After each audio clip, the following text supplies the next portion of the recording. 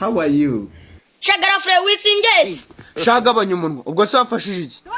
Nta kibazo mfite ahubwo ndi kwibaza abantu hakonje bajya kuruhukira ramangumbi. Ariko unyumvire wamuhirimbiriho nagaro naziraga. Shagara Frey wakoze kunyitangira pe yaba ari ngewe mba napfuye. Uziko urushigwa kane bateze ubwira kabiri. Yida kubita muri umuntu warutambe isungu bamenye ingoma z'amatwi. Ikibazo singi. Ikibazo nimwe muza mwishize hejuru mutazi uko byatangiye.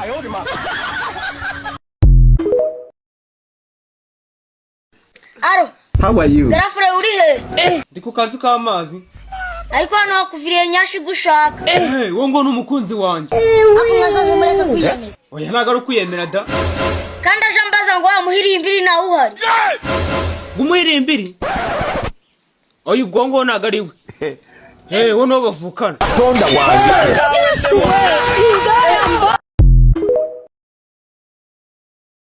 Mezitetwi. Sawa sawa. Wabona utara kurupfusa. Gute? Shamwana ibigore byari bigukozeho muri uyu mwaka pe. Akanje nacyo byantwaye. Have byaragitwaye. Yesu. Izana amanyanga byose turabizi. Ibyo zisanga babwira RBN ibi. Ziko baguterega trimaizoni y'inka yarambuye. Ariko nubwo akavye ibintu. Karagashinye ni kuri gukavye. Oya, upima pate byiri ahubwo mu minsi iri imbere utangira kwabira.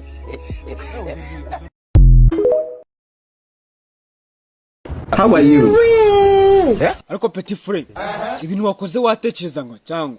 Nge nari bwemere kurara mu ndoro kandi ejo mwarinjiye mari hazima. Ahubwo se nyabo kwibariza. Cya kigore mwaragwanye muhame n'amazi. Oya shatuze, hari gihe nawe uzasobanukirwa. Ikintu cyambabaje naga ari ubukonje ahubwo ni igifuke. Uziko wagira ngo hari hamazi iminsi yapfiriyemo imbere. Shagabanya umunwa, ubwo se umunsi muzana.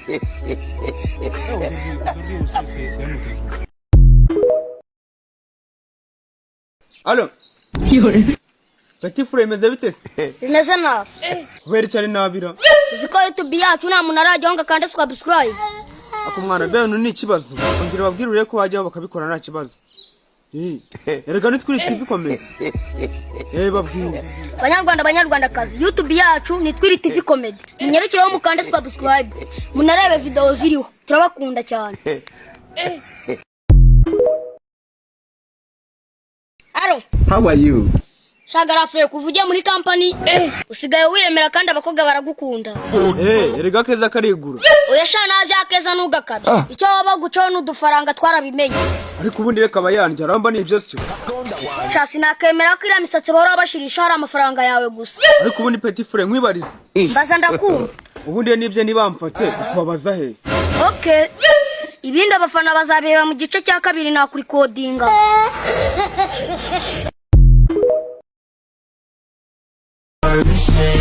Aro. How are you?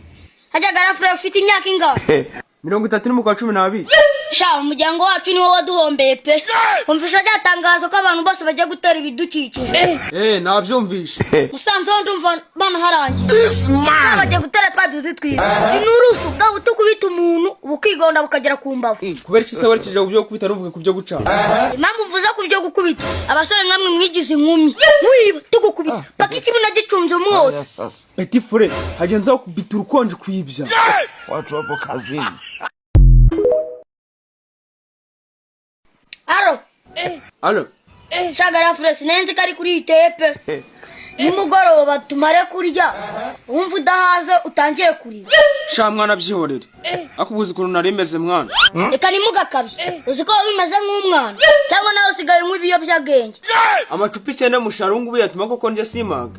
Cyangwa ko mwana yagashoka. Haya sasa. Uziko amaso yari yaguhishe nkaho wari imbuto za chiaside. Kandi Petit Frey, niba ugira ngo umurwa gushima yagenza guhoma. Nkubita yapanya bakuragije bayikwake.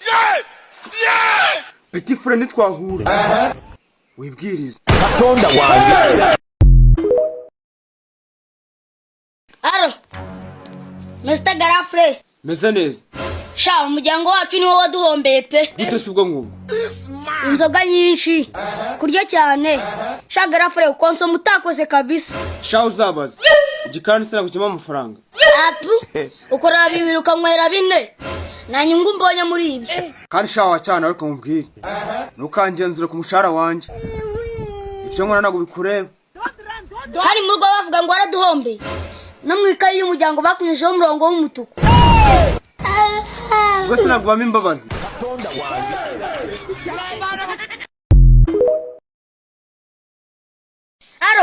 Alo. Mr. Garafre. Sha ntabwo ari neza pe. Kubera iki se hari umuntu yapfuye?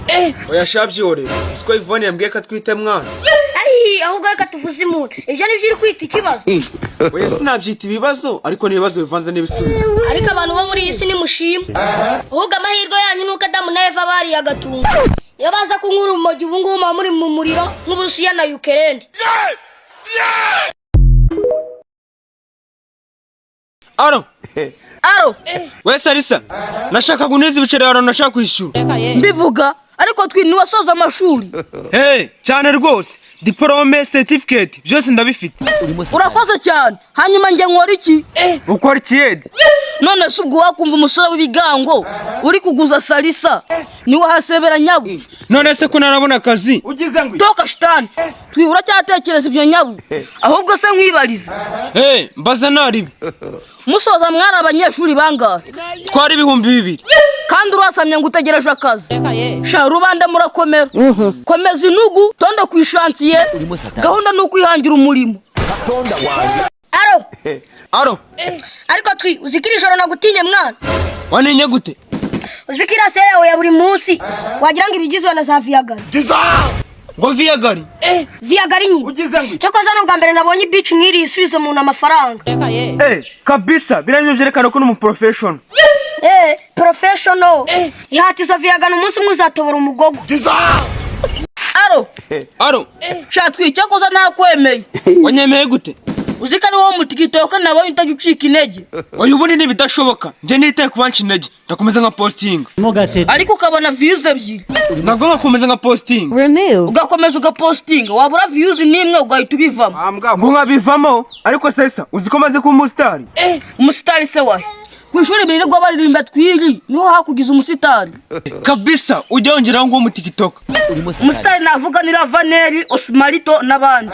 Ngaho nyikira ukora akazi naho TikTok nta kizakumarira. ugize ngo iki Atitaye ku Zizi ni uri kumva uwo muntu.